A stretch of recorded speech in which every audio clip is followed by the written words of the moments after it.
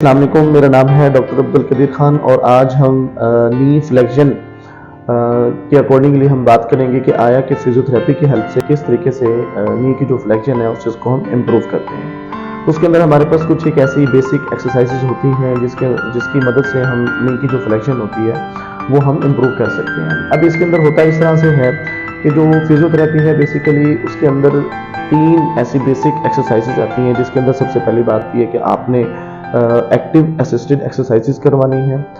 Quartz की जो strengthening है वो जितनी ज़्यादा इंप्रूव होगी उतनी ज़्यादा जो नी की जो फ्लेक्शन है वो इंप्रूव होगी, पहली बात। दूसरे नंबर पे इसके अंदर जो मेन चीज़ हम ये देखते हैं कि आया कि डे बाय डे उसके अंदर ग्रेजुअली कितनी ज़्यादा जो रेंज ऑफ मोशन है वो इंक्रीज होती जा रही है, और उसके लिए बड़ा ज़रूरी होता है कि हम जितनी ज़्यादा पटेला की मूवमेंट करेंगे, ठीक है, जो हमारे पास नी कैप होती है जिसको टपनी भी कहा जाता है, और उसको जितना हम लोग मीडियली या लेटरली हम लोग उसको मूव करेंगे तो उतना ज़्यादा नी की जो फ्लेक्शन है उसके अंदर इम्प्रूवमेंट आना स्टार्ट हो जाती है। अब होता इस तरह से है कि किसी भी किस्म की अगर नी की सर्जरी हुई है, फ्रैक्चर की वजह से नी की सर्जरी हुई है, या उसके अलावा जो है ACL यानी कि जो हमारे पास एंटीरियर क्रूशियस लिगामेंट है उसकी वजह से जो है सर्जरी हुई है, या उसके बाद हमारे पास नी इफ्यूजन कि अगर किसी वजह से अंदर जो पस पड़ गई है या फ्लूइड की अकोमोडेशन जो है नी के अंदर ज़्यादा हो गई है तो उसके लिए भी सर्जरी की जाती है। तो उन सब के अंदर जो बेसिकली एक चीज़ बहुत कॉमन होती है वो ये होती है कि नी का जो कंट्रैक्चर होता है वो बनना स्टार्ट हो जाता है, जिसकी वजह से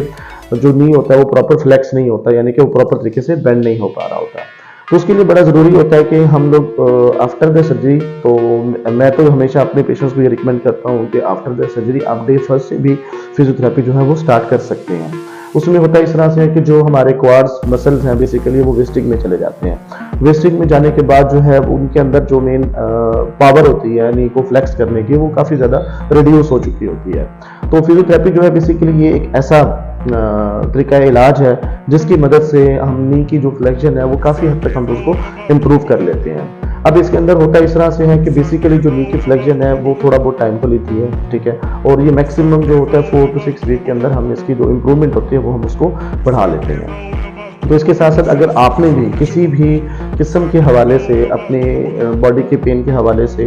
या उसके अलावा किसी भी किस्म का आपने डिस्कशन करनी हो हमारे साथ with the help of the physiotherapy, तो हम आप हमसे हेल्प ज़रूर ले सकते हैं। किसी किस्म का भी नी पेन है, आपको जॉइंट्स के अंदर इशू आ रहा है, आफ्टर सर्जरी आपको प्रॉब्लम आ रही है, मोहरों के मसले हैं जिसको हम स्पाइन से रिलेटेड कोरिलेट करते हैं, ठीक है, तो आप ज़रूर हमसे रब्ता कर सकते हैं। तो इंशाअल्लाह तवज्जल जो फिजियोथेरेपी वो बेसिक मतलब के सिस्टम को सामने रखते हुए आपको काफ़ी हद तक वो हेल्पफुल साबित हो सकती है। शुक्रिया।